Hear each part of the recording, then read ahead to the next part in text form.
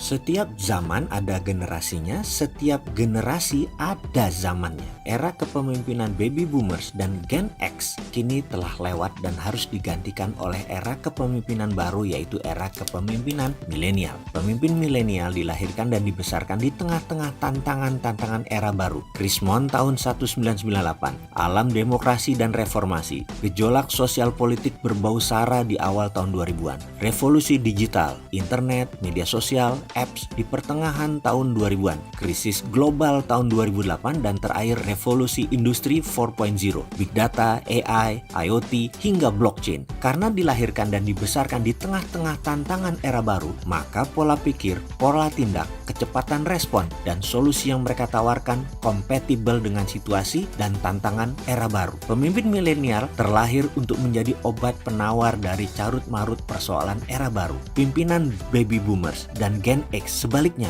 mereka terlahir dan dibesarkan di era lama yang berbeda sama sekali, decoupling dengan era baru. Sehingga keyakinan, pola pikir, pola tindak, gaya kepemimpinan, pendekatan solusi yang mereka miliki kini sudah obsolete dan mulai tak kompatibel lagi dengan persoalan dan tantangan era baru. Kualitas kepemimpinan baby boomer dan Gen X hanya ampuh untuk mensolusi persoalan dan tantangan era lama, namun tidak demikian halnya untuk era baru. Konsekuensinya amat serius. Pimpinan baby boomers dan Gen X banyak mengalami gagal paham, gagal respons, dan gagal solusi dalam menyelesaikan persoalan dan tantangan era baru. Mereka gagap di era yang baru. Wajar saja karena seumur-umur mereka tidak pernah menemui dan mengalaminya. Era disrupsi dan perubahan ekstrim adalah era milenial, bukan eranya baby boomers atau Gen X. Di kepala milenial, kaum baby boomers dan generasi X, mereka adalah bagian dari masalah. Inilah handicap terbesar pemimpin generasi tua. Mereka merasa tahu dan berpengalaman karena puluhan tahun makan asam garam.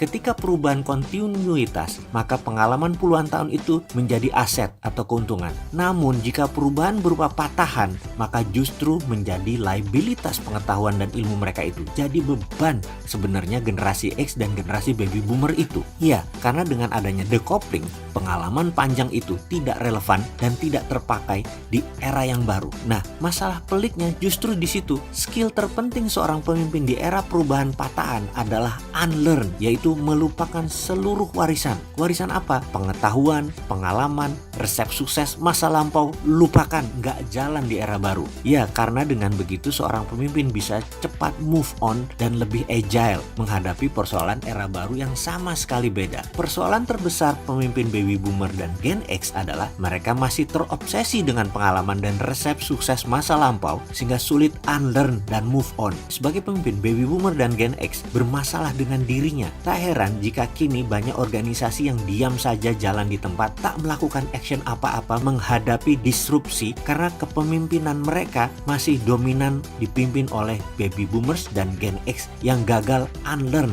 dan gagal move on. Survei McKinsey Global Institute di 2018 menemukan bahwa kunci sukses transformasi digital sebuah organisasi ditentukan oleh pemimpin yang agile bergerak dan cakap merespon disrupsi digital. Sekitar 70% responden mengatakan digital savvy leader yang pola pikir, pola tindak, dan kecepatan responnya fit dengan era digital menjadi faktor penentu kesuksesan transformasi. Pertanyaannya, kalau pemimpin baby boomer dan Gen X bermasalah dengan dirinya, bagaimana mungkin mereka cakap memimpin orang lain, apalagi di generasi yang lebih muda? Bener deh, pemimpin baby boomer dan Gen X adalah masalah terbesar bagi organisasi yang butuh agile perubahan. Bagaimana mungkin mereka bisa menjadi solusi terhadap persoalan-persoalan disrupsi yang menjadi keseharian di era baru, di era milenial? Baby boomers dan Gen X sekali lagi adalah bagian dari masalah, bukan bagian dari solusi. Jadi kaum milenial saat ini minta kesempatan mengambil alih